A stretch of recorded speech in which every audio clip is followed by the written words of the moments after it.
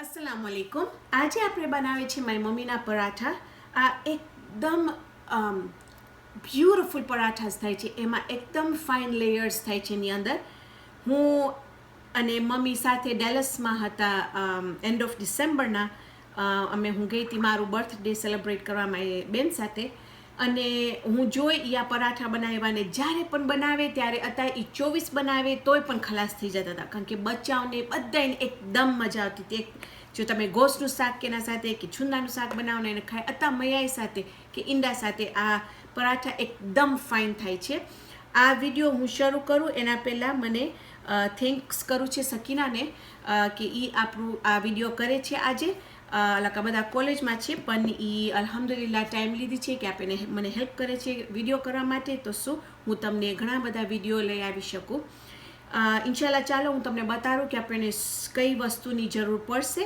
આ એક વખત લોટ બંધાઈ જશે એટલે આપણે એને રાખશું રેસ્ટ કરવા માટે 20 કે 30 મિનિટ માટે, કારણ કે જ્યારે આપણે એને લોટ બાંધશું ત્યારે ઓલું ગ્લુટન બિલ્ડ થઈ જાય છે એમાં, તો સ્ટ્રેચી હશે, પણ આપણને ખબર છે કે એ કબીસા સાવ આરામ કરે એ લોટ, તો એટલે આપણે એને રેસ્ટ કરો। અને બહુ ઇમ્પોર્ટન્ટ છે કે તમે આ લોટને રેસ્ટ કરો કે અને આરામ દો 20 થી 30 મિનિટ સુધી। એમાં આપણને ખપશે થોડુંક નિમક આપણા સ્વાદ પ્રમાણે। અહીંયા છે મારી પાસે 1/2 કપ લોટ, ખબર નહીં હું મેન્શન કરી કે નહીં, 1/2 કપ છે લોટ, 1/2 કપ છે ઓલિવ ઓઇલ કે જૈતુનનું તેલ, અહીંયા છે 1 કપ મારી પાસે પાણી। હવે આપણે જોશું કે આપણને કેટલું પાણી જરૂર પડશે આની અંદર, હું તમને કહીશ। અને આ પરાઠાસ આપણે એને જૈતુનના તેલમાં તળશું અને કારણ કે આપણે એને તળે છે જૈતુનના તેલમાં, તમે એના એક આમ લેયર્સ દેખાશે એકદમ ક્રિસ્પી, એકદમ ફાઇન। તો ઇન્શાલ્લાહ ચાલો આપણે શરૂ કરીએ આપણું લોટ બાંધવા માટે। સોલ્ટ ઓર નિમક, ઓલિવ ઓઇલ કે જૈતુનનું તેલ,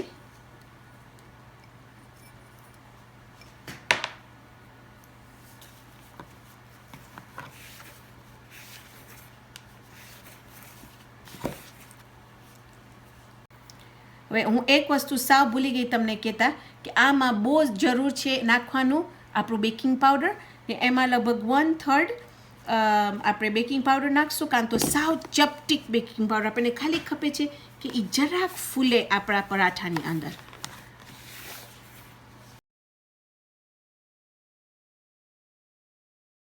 આપણે આપણું લોટ બાંધી લીધા છે ને એની અંદર લગભગ તમે એમ સમજો કે 1 કપ અને 2 ચમચા આપણને પાણીનું જરૂર પડ્યું। હવે તમે જોશો તો હમણાં કાફી આપણું ચીકણું છે લોટ, પણ આપણે જરાક એને બાંધશું તો ફાઇન આપણું લોટ થઈ જશે। અને આપણને ખબર છે કે આપણું લોટ જરાક પોચું હોય, જેતામ આપણે રોટલીનો લોટ વાપરીએ છીએ, રોટલીના લોટ જેતામ। જો તમારું પરોઠાનું લોટ બહુ કઠણ હશે તો તમારા પરોઠા સાવ સુકાઈ જશે અને ખાવામાં લગભગ 1-2 કલાકમાં સાવ કઠણ થઈ જશે। તો તમને ખબર છે કે તમારું લોટ એકદમ ફાઇન રીતે પોચું હોય। ઓકે, એટલું જ કે તમે જો હવે તમે બાંધશો ને પછી આપણે એને જ્યારે એને રેસ્ટ કરશું તો વધારે ફાઇન આપણું લોટ લાગશે, હું તમને બતાવીશ પછી। તો હવે ખાલી એક વસ્તુ તમે કરજો, એનામાં થોડુંક આપણું જૈતુનનું તેલ છાંટશું જરાક જ, તો શું ચોટે નહીં। અને હવે આપણે એને ઢાંકીને આ લોટ રાખી દઈશું। 20 કે 30 મિનિટ પછી આપણે આવશું, હું તમને બતાવીશ કે આ કેવું ફાઇન આપણું લોટ થઈ ગયું છે। પછી આપણે જોશો કે 30 મિનિટ થઈ ગઈ છે, આપણું લોટ એકદમ ફાઇન લાગે છે। હવે ખાલી જરાક એને બાંધી નાખશું આવી રીતના,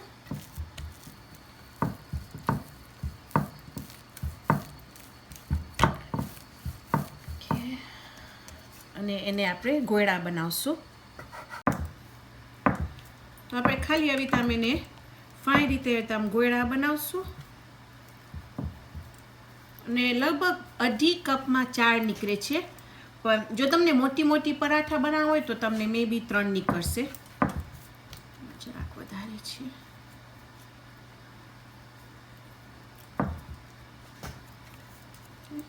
આમ જ તમે આવી રીતના એને ખેંચશો ને તમે જો કેટલું ફાઇન તે લોટ આવી ગયું છે. ને પછી એને આવી રીતે બંધ કરી નાખજો. ઓકે,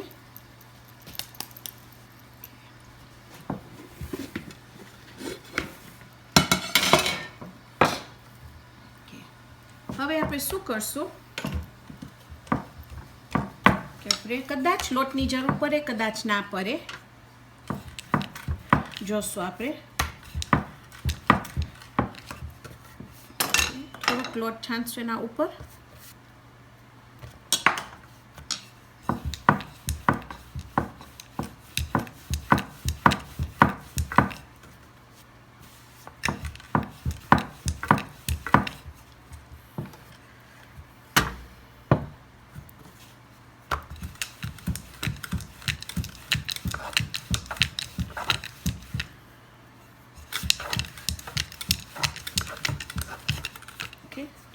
લગભગ તમે એમ સમજો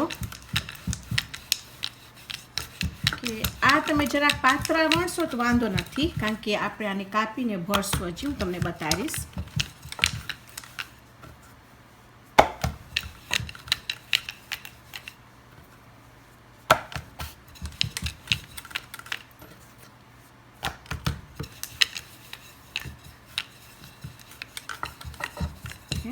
હવે એના ઉપર આપણે થોડુંક ઓલિવ ઓઇલ છાંટશું આવી રીતના.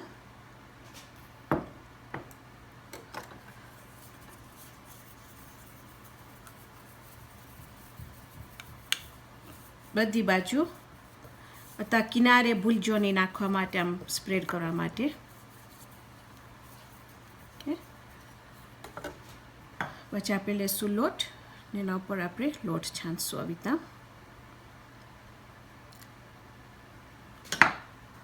પછી આપણે 4 સેક્શન્સ કરશું. 1, 2, 3 ને 4.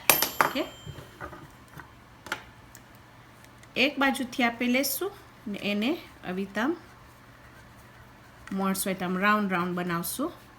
ઓકે, પછી આપણે અહીંયાથી શરૂ કર્યા ને, હવે આપણે અહીંયા એને ઉપરથી શરૂ કરશું, ઓપોઝિટ. પાછું એને આપણે આવી રીતે મળશું. ને જો તમે જરાક ખેંચી શકો તો ફાઇન. કે હવે આપણે અહીંયાથી કર્યા, હવે આપણે પાછું એને અહીંયા રાખશું. ખેંચી ખેંચી ખેંચી ખેંચી ખેંચીને બંધ કરી નાખશું આવી રીતે. પછી છેલ્લો ભાગ આપણે અહીંયા રાખશું. પાછું એને ખેંચશું જરાક, પાછા એને આમ કરી ને હવે તમે જોશો તો જો કેટલા બધા પડ છે એની અંદર. હા, હવે આપણે એને આવી રીતે આમ કરી ને એને બેસાડી દઈશું આવી રીતે. હમણાં તમે જોશો કે આપણું લોટ જરાક કઠણ છે. હવે આપણે આને રાખી દઈશું અહીંયા પ્લેટમાં અને આપણે બીજું શરૂ કરશું. એવી રીતે આમ કરીને આપણા 4 પરોઠા આપણે તૈયાર કરશું. એક વખત છેલ્લો પરોઠા રેડી થઈ જશે એટલે જે આ પહેલું આપણે બનાવ્યા છે જરાક આરામ કરશે અને રેસ્ટેડ હશે. પછી ફાઇન રીતે આપણે આને વણશું. અહીંયા તમે જોશો કે મારી પાસે ઓલિવ ઓઇલ કે જૈતુનનું તેલ છે. હું લગભગ તમે એમ સમજો કે 1/2 ઇંચથી ઓછું નાખી છું. પણ એક વસ્તુ છે કે તમને જરાક મોટી આમ ફ્રાઈંગ પેન કે એવું કંઈ ખપશે જરાક મોટું, તો શું જ્યારે આપણે પરોઠા એની અંદર નાખીએ પછી આપણે ઓલિવ ઓઇલ એના ઉપર ધોરી શકે. મારી પાસે નાની પણ ફ્રાઈંગ પેન છે, પણ એમાં પ્રોબ્લેમ શું છે કે હું પછી નીચેથી તેલ લઈને એના ઉપર નથી નાખી શકતી. એટલે ઇમ્પોર્ટન્ટ છે કે આપણા પાસે આપણું જરાક જે ઓલું હોય આપણી ફ્રાઈંગ પેન એ જરાક મોટી હોય. ને ઘણા બધા મને માણસો પૂછા કરે છે.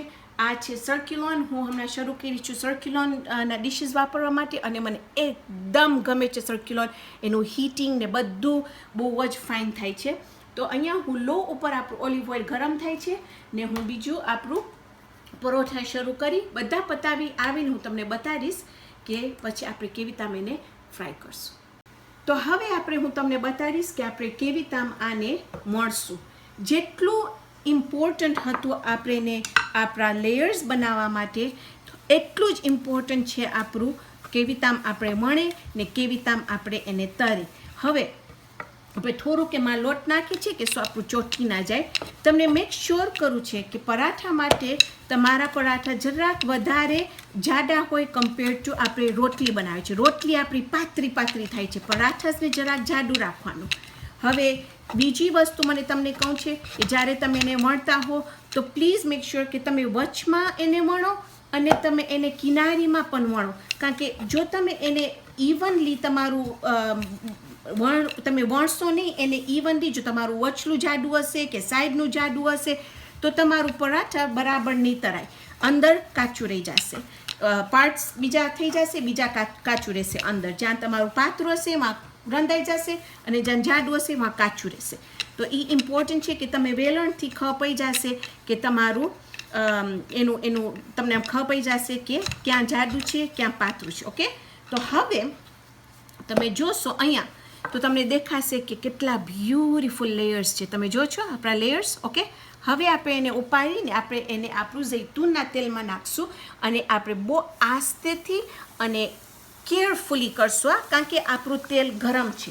અને એક ચીજ થશે અહીંયા વચમાં, એ છે કે અહીંયા એક બબલ થશે, એક હું ટ્રાય કરું છું યાદ રાખવાનું કે એનું વર્ડ શું છે ગુજરાતીમાં. તો અહીંયા તમે જોશો કે જો અહીંયા બબલ થાય છે. હવે તમે એ તમારું સ્પેચ્યુલા જે છે કે તમે એવું સ્પેચ્યુલા વાપરજો કે બળી ના જાય કે ઓગળી ના જાય તેલમાં, અને તમે એને જરાક જ આમ દબાવજો અને એને જરાક આમ રાઉન્ડ જાજો. જ્યારે તમે દબાવશો, આપણે બહુ નથી દબાવી નાખતા, ખાલી જરાક જ કે શું ઓલું જે ફળ ફૂલો છે અંદર એ નીચે જાય અને વચલું પાર્ટ પણ એટલું જ રંધાય જેટલું આપણું સાઈડનું ભાગ રંધાય છે. તાપ આપણે નથી લો રાખવું નથી હાઈ રાખવું, વચમાં રાખજો, મીડિયમ હાઈ ઉપર. તો શું એમાં તમને બરાબર તમારું પરાઠા ફાઇન રીતે રંધાશે. જો તમે હાઈ રાખશો તો બહુ જ ફાસ્ટ રંધાઈ જશે, બારે થઈ જશે, અંદર કાચું રહી જશે. ને સ્લો રાખશો તો તમારા પરોઠા કઠણ થઈ જશે. હવે આપણે તેલ આપણું જે છે એને આપણે આવી તામ ઉપર નાખશું અને આ નાખવાથી તમારા એક લેયર્સ ખુલશે.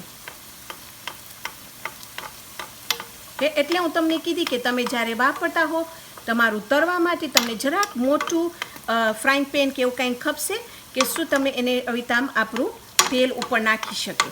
ઓકે, પછી આપણે નીચે જોશું તો હજી જરાક તમે જોશો તો બદામી કલર છે, જરાક વાર છે, તો આપણે હજી જરાક એને રાંધશું. સાથે જરાક તેલ નાખશું એના ઉપર. પછી એક વખત ફાઇન રીતે ઠરી જશે પછી આપણે એને કાપશું. તો હું તમને બતાવીશ કે આપણા લેયર્સ કેટલા ફાઇન રીતે આપણા લેયર્સ થયા છે. અલ્હમ્દુલિલ્લાહ આ રેસીપી આવે છે, આ મારી મમ્મીની રેસીપી છે અને મને ખબર નહોતી કે એ પરાઠા અવિતામ બનાવે છે. અને હું બહુ લકી કહેવાં કે હું એકચ્યુઅલી જ્યારે બનાવતા હતા પરોઠા ત્યારે હું જોઈ કે એ કેવી તામ બનાવે છે, કારણ કે જેટલું ઇમ્પોર્ટન્ટ છે આપણે રેસીપી બુક ખોલીને રેસીપી આપણે કાઢી શકશું, પણ જે એની રીત છે જે બનાવવાનું એ આપણને નથી ખબર પડતી રેસીપી બુકમાં. એટલે એટલું ઇમ્પોર્ટન્ટ છે ને હું ખાસ મારી મમ્મીને થેન્ક યુ કરું છું કે એ મને આ બતાવ્યા. અને આ પરોઠા એકદમ બ્યુટીફુલ, એકદમ સ્વાદિષ્ટ થાય છે અને જોવામાં પણ એકદમ ફાઇન થાય છે. હવે આપણે એને લઈ અને આસ્તેથી એને ફરાવશું આવી રીતના. તો તમે જોશો કે ફાઇન.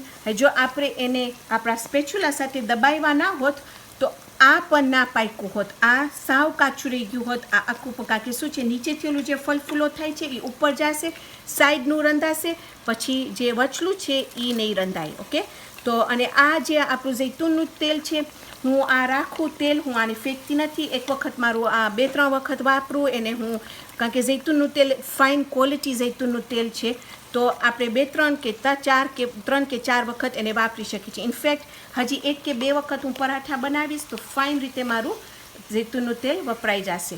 ઓકે, તો આવી તામ ખાલી તમે એને મેક શ્યોર કરજો કે થઈ જાય. અને આ ફાઇન રીતે રંધાઈ ગયું છે. તો હવે હું એને આવી તામ ઉપાડી અને તમે જોશો અહીંયા કે બધું જૈતુનનું તેલ એના ટીપા બધા નીચે પડે છે. તો જેટલું તેલ નીકળી જાય એટલું સારું છે. તો જેટલું તેલ તમે કાઢી શકો એટલું, પણ જોજો કે આ પરોઠા જરાક ભારે છે. સ્પેચ્યુલાથી ઉપાડવા માટે તમને જરાક ધ્યાન રાખવું ખપશે કે શું અંદર પડીને તમારા ઉપર તેલ ઉડે નહીં. તો પ્લીઝ તમે બહુ ધ્યાન રાખજો. ઓકે, તો હવે આપણા 4 પરોઠા તૈયાર છે. ઇન્શાલ્લાહ હું એક ફાઇન એને પ્લેટમાં નાખી જરાક ખોબીશ કે ફાઇન તે ઠરે, પછી આપણે એને કાપીને જોશું કે અંદર કેટલા બ્યુટીફુલ લેયર્સ થયા છે. તો અહીંયા છે આપણા પરાઠા. તમને બતાવીશ કે આપણે જ્યારે એની અંદર કાપશું તો તમે જોશો કે કેટલી પડ દેખાય છે અંદર. ઓકે, તમે જો કેટલી પડ દેખાય છે એની અંદર. ઓકે, પછી તમે આ જોશો, જો આપણે એને કાપશું પાછું, જો કેટલી પડ છે અંદર. અને આ મને ના આવડ્યું હોત કે મને ખબર ના હોત કે આવી રીતે આમ કરવાનું છે, જો હું મારી મમ્મીને ના જોઈ હોત. બ્યુટીફુલ એનું જે સ્વાદ પણ છે,